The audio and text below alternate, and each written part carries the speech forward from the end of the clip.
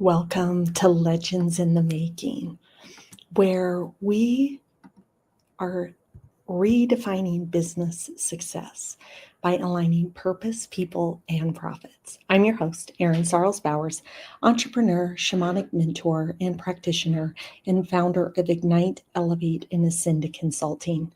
In each episode, I like to share snackable insights that will inspire you to lead with clarity, power, and heart.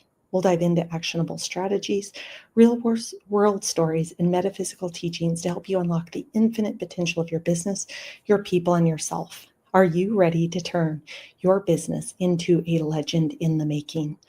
Let's dive in. And today we are talking about urgency and what's the cost of waiting.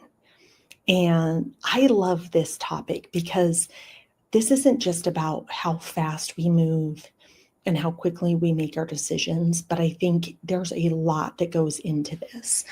I think there is a combination of knowing where you are starting from. What is your starting point? And getting yourself centered and grounded in that starting point before you begin to start to take action. So I say this a lot, but I think it needs to be said so frequently because most people don't understand it. And I think we have an opportunity in business to slow ourselves down and to really get centered and grounded around who we are, who we're supposed to be, what we came here to do, who we came here to serve, what is our purpose, what is our mission, and how are we to bring that to life as a business, as an organization. And oftentimes we start from a place of lack, not enoughness. And unfortunately, how the universe works, the law of cause and effect, whatever I go to cause, I receive effect back. So if I start from an energetic place of lack, I just have to receive. The universe eventually will return me to lack. And time is an illusion of our consciousness. So we don't have control over time. So whether that's 1 year, 5 years, 10 years, 15 years, 2 days, we don't know when we're going to see the ramifications of what we are taking action on. But what the universe has to do, it always has to balance, and it always has to deliver what you're sending out. So if you're sending out a signal of lack, you're going to eventually get lack. And people don't understand that that's what really is at play, because the universe isn't working instantaneously. It's working at its own time, in its own speed, and its own it's got its own natural intelligence. So we're actually not controlling it. And so I think when we talk about the balancing of the urgency of acting now and when to slow down and get into alignment, I think it's a dance. It's a balance to understand. And it's a really understanding what's the energetics that I'm in, where am I at, so that I can then go take right action. So if I'm really aligned, my action and speed at which I move could be relatively really fast. If I'm misaligned, slowing down to really gain that alignment is probably of the greatest value, because in that alignment, we're going to then make right action. And we're also going to help stop the negative cycles that occur because we've taken our time to really get energetically centered and to really think through what's the cost. Like, I think sometimes people are like, just get into action.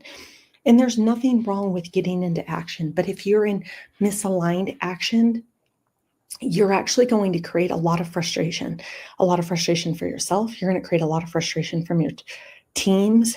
that you're leading, because you're never acting from your highest state of being. And you're not also really clearing the clutter of what is the action that has the most value to add.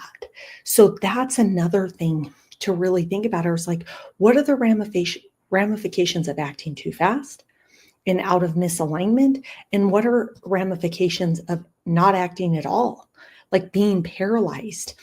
People do have decision fatigue or analysis paralysis or other things that I like to think about, because if you also can't act, why is that? You have to think, like really energetically look and inquire, why do I feel no need to propel myself forward?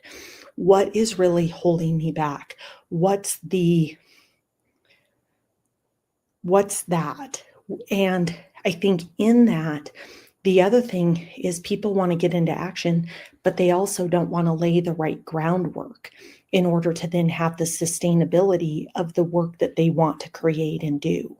And in a lot of the consulting work that I do, it's very interesting because people want to take action, which is great, but it's like, where is that action coming from?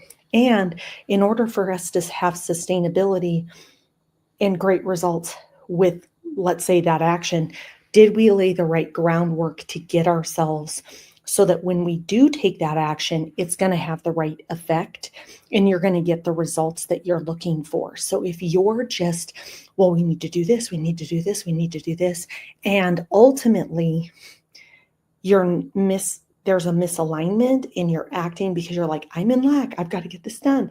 I've got to get this business coming in. What if we don't do this, and this? Slowing it down to go, where am I at? What am I here to do? How do I bring that into the world? God is infinitely abundant. He is omnibenevolent. He is all good. He is all good. He's all knowing. He is all that is and all that ever will be. He is everything. That is the universe itself. Like, he wants to deliver your desires. So if you ever think at any moment that you can outfox the universe, you can outfox God, you can outfox source, whatever you identify or call the greater power that is operating here, you're never going to be able to do it. You can't trick it. It knows. So even if you're like, oh no, I'm not in a state of lack, even if you subconsciously are in a state of lack and are taking actions from that place of not enoughness, whatever the case might be, the universe will return you to that. You can try to outrun it and you will get results. That does happen. But ultimately, the sustainability isn't there, because then it's like, well, then why did this fall off? Why is this not successful? So there's so many other questions that then come up because you can't sustain it when your starting point was something that was not of the highest value within the universe, the highest frequency of the universe. The universe is just matching the energetic output that you are putting out. So when I think of what causes people to make indecision, it's that inability to be willing to take risks, to put yourself out there, to put into the universe what you really want. So if you don't want to take any action at all, you can't expect the universe to want to give you anything back either. You have to be willing to act. You have to be willing to put yourself out there. And that's simply not what most people are willing to do. And so when they don't take action and then they wonder, why am I not seeing the results that I want to see? Well, you are paralyzed. You have no momentum. You have no synergy. When I think of energy, we want to be a vortex. And so the higher our vibration, the higher our vortex is spinning, and it's pulling into it all the things that the universe wants to give us. If we're sitting in stuckness and lack of movement forward because we're too scared to take a risk. We're living in failure. We want to control every outcome. What if there was a greater outcome on the horizon if you just allowed yourself to let go and allow yourself to receive what is going to be coming in? And so when you are at any moment with anything, always check in with yourself. Where am I at? Where am I at vibrationally? How am I feeling? Where is this coming from? Is this coming from not enoughness? Is this coming from lack? Is this coming from, where is this coming from? Inquire for yourself. Understand for yourself. Because in that understanding, you will be able to then take right action. Am I taking this action for the right reasons? Why are we taking action? What's the ultimate outcome we're trying to produce? Who are we trying to serve? How does this up-level and better humanity is part of what we're here doing? How are we giving? How are we giving so then we can receive from what the universe wants to give? So I share very simple techniques over and over and over again. And there's some more in-depth ones. I share very simple ones, but if you feel like you are constantly repeating the same pattern, that's where working with somebody like me to really dig into the subconscious blocks that are holding you back.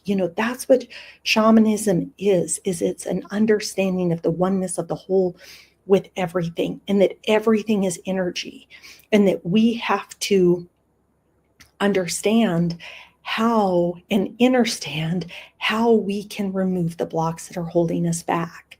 Where did those stem from? How do we remove those? We're picking up energy from a multitude of other people, places, things, all is going on all the time simultaneously. And so it's super important to dive into this. People it's work for me. When I think about what's my starting point from which I'm doing something, and if I'm not centered, if I'm not grounded, if I'm not in alignment with God, source, the universe, divine, one of the things as a shamanic practitioner, I am to be what they call the hollow bone, which means I am here to be an available vessel for God, source, the universe, divine, to flow through, to work through. Am I available for that work to be done? And can I call on the multitude of all the other magnificent things that exist within our universe in order to deliver my purpose that I am here for on this earth? And so my whole point every day, every moment, all the time is, what is my energetic starting point? Am I starting from a place of lack? Am I starting from a place of abundance? What is my starting point? And if I'm not there, I need to take a step back. I need to slow myself down, and I need to get into alignment to really understand, why am I not there? And how do I get there? And what's coming up within me that's allowing me to be in that state that is not of my highest and greatest good? Because ultimately, I'm just going to receive back what I put out. So if I start from a place of fear, I'm ultimately going to get back fear. What I think I will become. As above, so below. As within, so without. We will make manifest what we think and believe. We are the creators of our reality. And so, you don't have to have urgency in order to be effective in your action. You have to be aligned in your action and aligned from the state of being from which you want to act. And so I think that there is such an opportunity to really think about, how do you attune your energy? And that's the focus point to then go take action.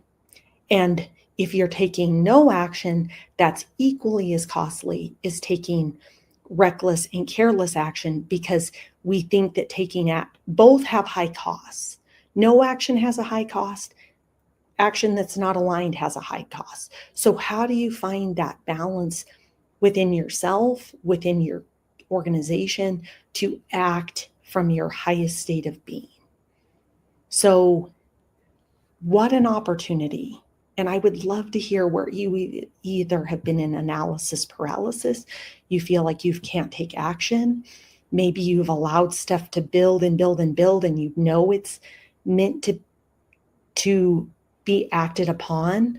What is the thing that's holding you back from taking that action? So with that, DM me your story, DM me legend. I'd love to hear from you. Let's ditch the ordinary, embrace the urgent, unleash the unlegendary potential. Your transformation starts right now. So thank you for tuning into Legends in the Making. If today's episode inspires you, be sure to subscribe, rate, and review. And don't forget to share this podcast with other leaders, visionaries, and change makers who are ready to elevate their business, align their purpose, and ignite their own legendary journey. If you're ready for their next steps, head to our website, Ignite, Elevate, Ascend Consulting, or follow us on social media for more tools, resources, and upcoming events. And until next time, remember, legends aren't born, they're built. Keep leading with purpose, aligning with your vision, and always ignite the legend within you.